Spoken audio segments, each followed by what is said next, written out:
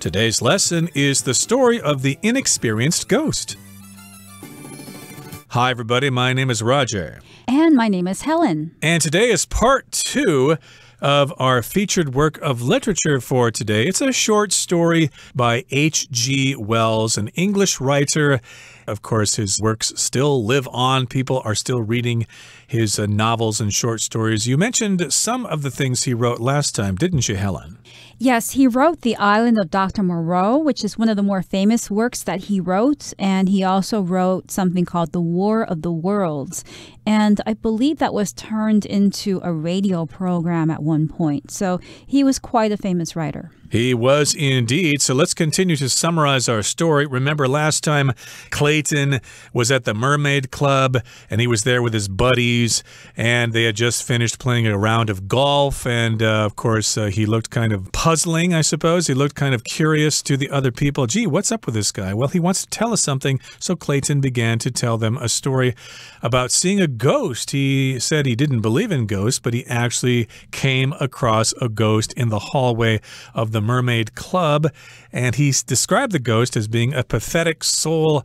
He seemed like he was kind of lost. He was moping around, and the reason he was lost is because, well, he just got done trying to scare people, and he was going back to the realm of the ghosts, but he forgot how to do it. He forgot one of the gestures. Yes, and Clayton seemed to be quite amused by this in a good-natured, good-hearted way.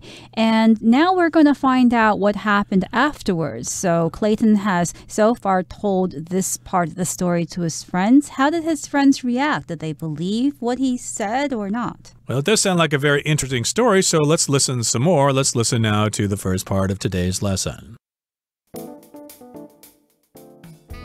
Our interest had been aroused, and although we remained incredulous, we couldn't help but ask what happened next. Confidence, friends, Clayton responded. I simply gave the poor soul the confidence and encouragement he needed to remember the gestures. Then, in a flash, he was gone. 大家好，第一部分我们先来介绍动词 arouse， 它的意思是引起、唤起或是激发。例如 The project aroused Cindy's interest, and she wanted to learn more about it. 这个计划引起 Cindy 的兴趣，对此她想要了解更多。又或者说 The colorful box on the floor aroused the children's curiosity. 地板上那个色彩缤纷的箱子引起孩子们的好奇。再来，我们看到片语 in a flash， 它指的是转瞬之间或是立刻。例如The chef had the customer's order prepared in a flash. 那位主厨一下子就把客人点的菜做好了。或者 Once news of the scandal broke, the candidate's brief political career ended in a flash. 丑闻消息一爆发，该候选人的短暂政治生涯就瞬间结束了。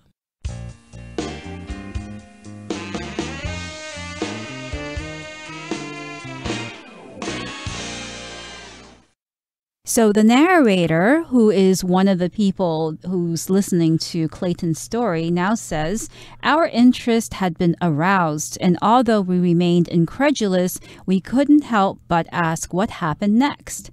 So he's saying that now they are interested to hear more because their interest had been aroused. So the word arouse is something that you use often with emotions. When you arouse an emotion, then you're causing that emotion to come up.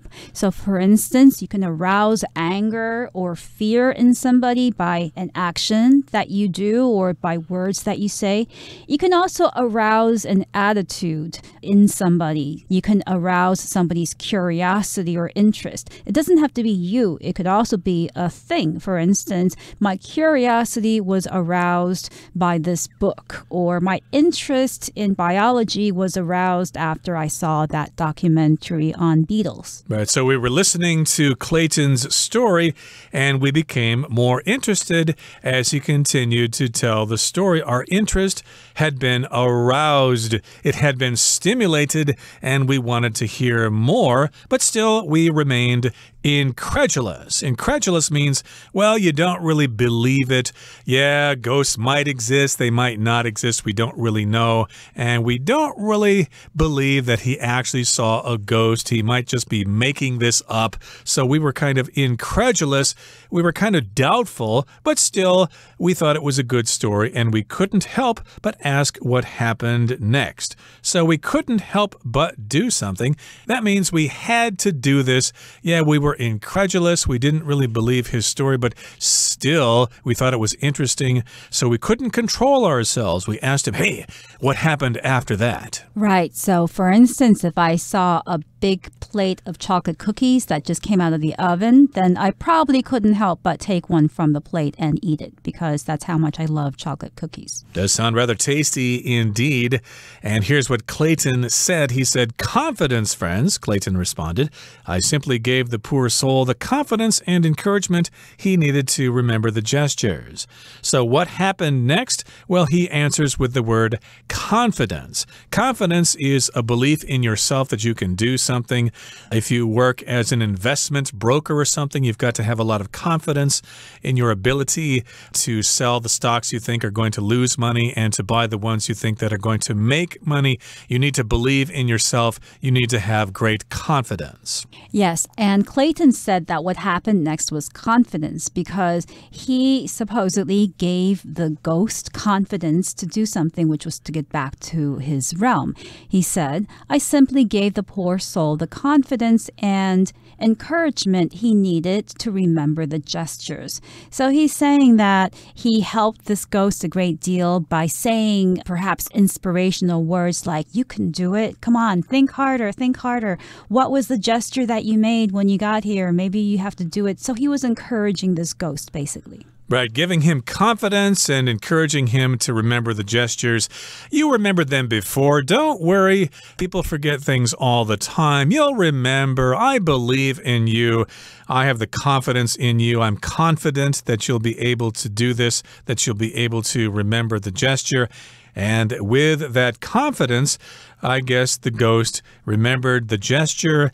And then in a flash, he was gone. So in a flash just means something happened rather quickly. Sometimes this happens when you're in traffic. In a flash, the pedestrian was struck by the speeding scooterist. That happened in a flash. It happened so fast that we didn't really see what happened. That's right. You can also say that the ambulance arrived in a flash after I called 911, or in Taiwan, 119. Indeed. Yeah, do remember those numbers depending on where you are in case you have an emergency. Okay, that brings us to the end of the first part of our lesson for today. Let's listen now to the second part. After a moment of silence, there was a heated discussion among our group, and it was agreed that Clayton's account was nonsense. At this point, he insisted on performing the movements himself. Completing the final gesture, he held his arms out wide and smiled triumphantly. Suddenly, a change came over him, as if the light of his consciousness had been abruptly extinguished. His smile was still frozen on his lips, but his eyes were empty of any feeling or understanding. Then he collapsed to the floor. 第二部分我们看到名词 nonsense， 它的意思是胡说八道、胡扯或是无意义的语言。举例来说 ，Don't listen to Gary. What he says is nonsense. 别听 Gary 的话，他说的是胡说八道。又或者说 ，The little boy didn't know how to say words, so the sounds he made were nonsense.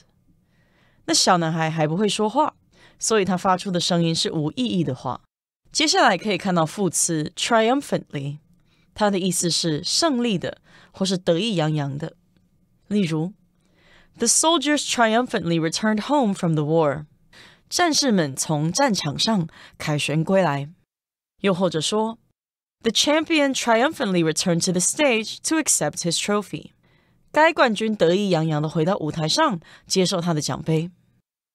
另外去掉这个字的字尾 ly 就会变成形容词 triumphant， 意思是因胜利而喜悦的或是得意洋洋的。例如 Jimmy gave Bobby a triumphant look. Jimmy 给 Bobby 一个得意洋洋的表情。或是 The triumphant baseball team celebrated its victory. 那是获胜的棒球队庆祝赢球。再来我们看到单字 abruptly， 它是副词，指的是突然的、意外的或是唐突的。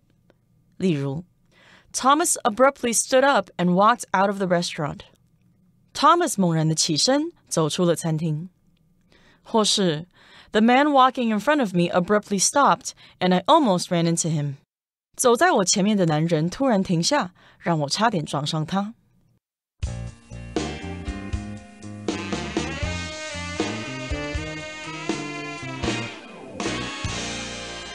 So in the previous part, Clayton had told his friends that he had encouraged the ghost and given the ghost confidence to get back to where it came from. And now everyone stopped talking. And after this moment of silence, when everyone was probably thinking about what Clayton had said, there was a heated discussion among our group, and it was agreed that Clayton's account was nonsense. So they had a heated discussion, which means that the conversation was very animated. Maybe they were talking in a loud voice. They were interrupting each other because they were very enthusiastic talking about this subject. And then after this heated discussion, they all agreed that Clayton's account here means story, or his explanation of what happened before, was nonsense. Something that is nonsense is not true or not sensible. Exactly. So they had a heated discussion, and usually a heated discussion happens when people have opposite opinions. Of course, if you have people from different political parties getting together to discuss politics, it could be quite heated. It could be a heated argument or a heated discussion. And so these men were talking about this. I think he's telling the truth. No, how could he be telling the truth? That's ridiculous. Ghosts don't exist. How can you say that? Ghosts really exist. I have a cousin who saw a ghost many times. So it was very heated, and they could not come to some sort of agreement. But finally, after that discussion, after that heated discussion, they did sort of reach an agreement. They thought that his account was nonsense. Here, an account does not refer to the information regarding money that a person may be writing down in a book or something like that, but it just talks about someone's version of a story. We wanted to hear John's account of the argument between him and his boss. Yeah, what was his version of the story? Right. So they arrived at the conclusion that Clayton's story was nonsense. It didn't make any sense. It's probably not true. And at this point, Clayton insisted on performing the movements himself. So he's saying, oh yeah, if you don't believe me, let me show you. Let me show you what those movements were. Completing the final gesture, he held his arms out wide and smiled triumphantly. Right, so triumphantly is an adverb.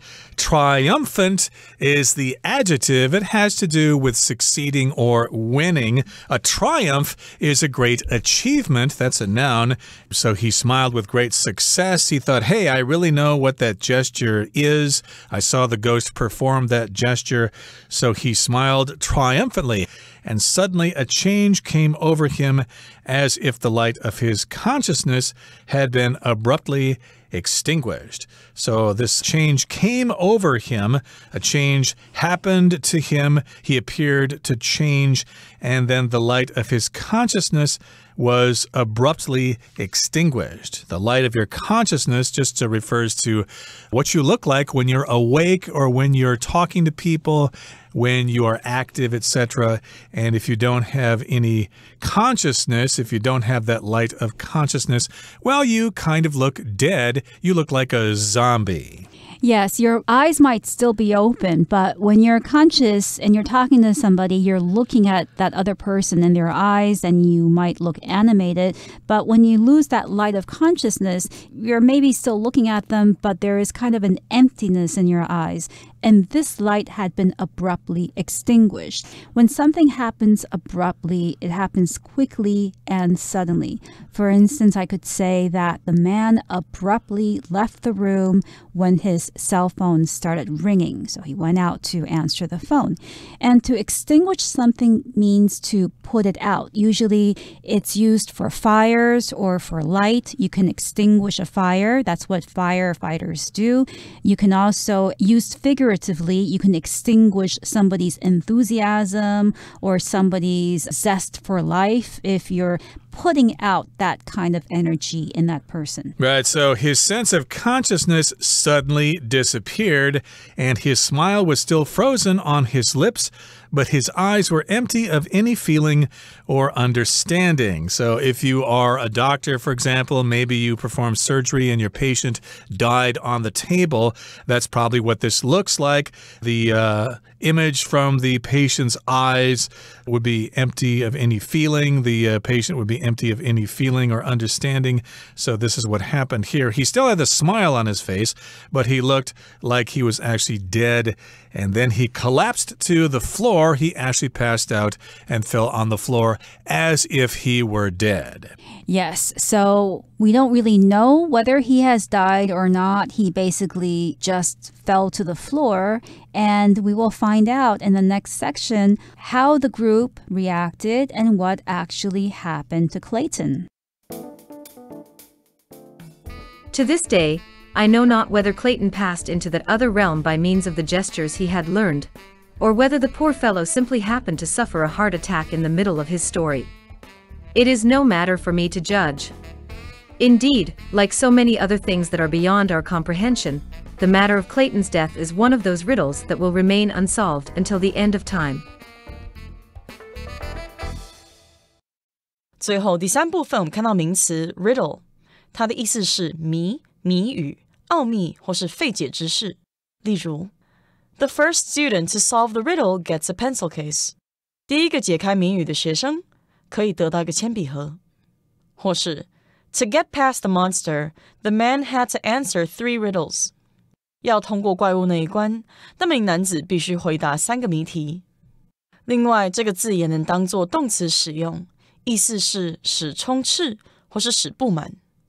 例如 Bullet holes riddled the side of the building. 那栋建筑的侧面布满了弹痕。再举最后一个例子 The road leading up the mountain was riddled with holes. 上山的那条路满是坑洞。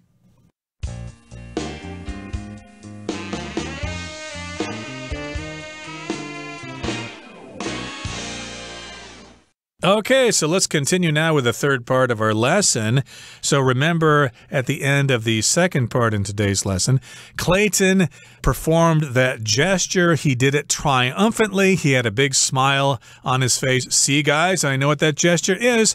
And then he collapsed to the floor, and he lost all light of consciousness. He actually looked like he was dead. Now, here in the third part, our narrator says, To this day, up to now, I know not whether Clayton passed into that other realm by means of the gestures he had learned, or whether the poor fellow simply happened to suffer a heart attack in the middle of his story. So at the beginning of this sentence, we have I know not. That's kind of a literary way to express this. Most people don't use this in common everyday speech, but you will see it in literature.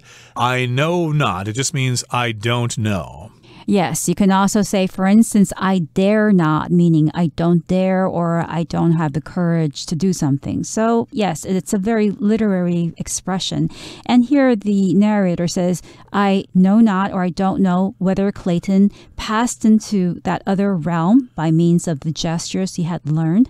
In other words, the narrator saying maybe because Clayton had performed those gestures, he was able to pass into the realm of the ghosts.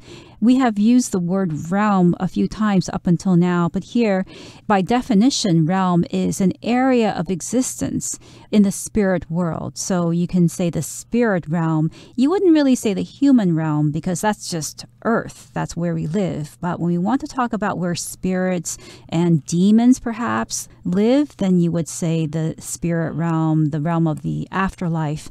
And this narrator says, well, one possibility is that Clayton passed into the realm of the spirits, of the ghost, by means of or through the gestures he had learned. Yep, he learned those gestures, at least according to his account or according to his version of the story. So we really don't know if he passed into that other realm by using those gestures, or whether he just died of a heart attack in the middle of his story. We just don't know. It's a mystery to us because his body just collapsed on the floor and he was dead. So we really don't know what happened. Yes, indeed, the narrator says, like so many other things that are beyond our comprehension, the matter of Clayton's death is one of those riddles that will remain unsolved until the end of time. So here the word comprehension just basically means understanding. What happened to Clayton is beyond our understanding. We have, for instance, reading comprehension questions for homework very often, and here comprehension is being used to describe what happened to Clayton, that we don't comprehend. There is no comprehension of what happened to him. It remains a riddle. A riddle is something that is mysterious or confusing. For instance, Sherlock Holmes had to solve a lot of riddles in his lifetime, a lot of murder cases, which to him were riddles. And here in Taiwan, of course, during Lantern Festival or 元宵节, it's traditional to write riddles on lanterns, and then children are supposed to guess what those riddles may mean. For example, I could say, what is tall when it's young and short when it's old? Well, the answer is a candle. Or here's another riddle. What is something that is in front of you, but you can't see it? Well, that would be the future. Okay, those are some examples of riddles there. And to them, it's just a mystery. They don't really know what happened to Clayton. Was he a ghost or did he just have a heart attack? Okay, that brings us to the end of our explanation for today. Here's Hanny.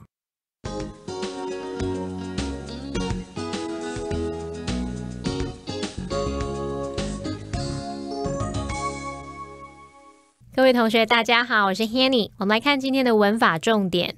课文第二部分有一个句子写到 Suddenly, a change came over him, as if the light of his consciousness had been abruptly extinguished. 突然间他身上出现的变化，仿佛他的意识之光突然熄灭了。好，句子里面用到 come over somebody 是指说突然影响刺激某人。那这个片语的主词通常是事物，像文中它是用到 a change 变化，那你也可以用像 a strong feeling of disgust 强烈的恶心感， a sudden feeling of dread突然的恐惧感等等，后面再搭配 come over somebody 来表达说某种感觉啊、改变等等，突然强烈的影响某人。好，那我们刚刚说的课文句子里面啊，它有使用到 as if 来表达仿佛。那这边我们要整理的就是 as if, as though 的用法。As if, as though 是引导副词子句去表达仿佛怎么样，如同怎么样。那他们后面接的子句呢，可以用直说法或者是假设法。好，我们就来看看。首先在描述事实啊，或者是描述可能发生的情况时，子句要用直说法。也就是说啊，子句里面时态你就照正常变化就可以了。假设你看到朋友眼睛红红的，眼眶泛泪，讲话都还有鼻音，这时候我们可能会说 What's wrong? You look as if you've been crying. 怎么啦？你看起来好像在哭欸。那在哭这件事情有可能是事实哦，我们这边就不用假设语气去表达了，所以我们用 You've been crying 这样好像一直在哭。好，再来第二个用法是说，在描述跟事实相反的情况，或者是在表达某个假设情况时，子句要用假设法。像如果我们是在描述跟现在事实相反的情况，那么子句里面动词就会用过去式，而 be 动词会一律用 were， 那么句型就会是 as if, as though 再加上主词加上 were 或者是过去式动词。举例来说 Dave's mom still treats him as if he were a child. Dave 的妈妈仍然把他当作小孩一样对待，但事实上他已经不是孩子了，所以子句是用假设法，我们用 he were a child， 这个 be 动词过去式是一律都是用 were， 不管人称是谁。好，另外文中它有用到副词 abruptly 来表达突然地、意外地或是唐突地，那它的形容词就是 abrupt。 我们来补充一下它的字首字根。好，看到 rupt 这个字根，它表示破裂、断裂、打破。那有这个字根的字大多带有突然被介入啊，或者是打破了原本规律的含义。在 abrupt 这个字当中，它的字首 ab 有分离的意思，那么 rupt 字根这个部分有表示打断。好，那当某个东西突然断裂分离，是不是会让人有很突然很意外的感受呢？也许我们就可以用这样的方式去联想说 abrupt 表示意外的、突然的、唐突的。好，那么以上是今天的重点整理，我们来回顾今天的单字吧。Arouse. Maria's rude comments soon aroused Cecil's anger. Confidence. Nick's great confidence in his drumming is not matched by his actual abilities. Nonsense. The idea that our planet is flat is complete nonsense. Abruptly. Just as the test began, Julia stood up abruptly and ran out of the classroom. Realm. In the story, Alice travels to a strange realm filled with magical talking animals. Comprehension. The young child's comprehension of advanced mathematics was incredible. Riddle. The unsolved murder has remained a riddle to police for more than 30 years.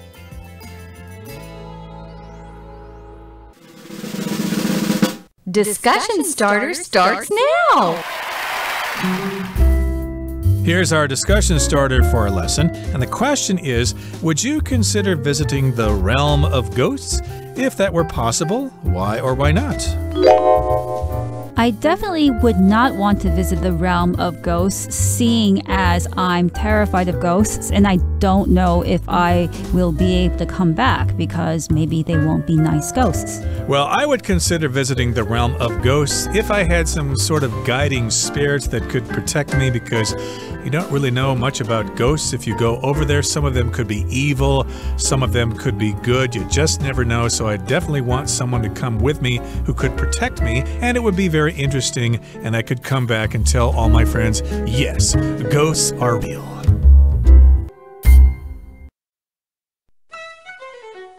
Well, everyone, today's article has come to an end, and I sure hope you enjoy reading along with us. I am Helen. I am Roger. See you next time.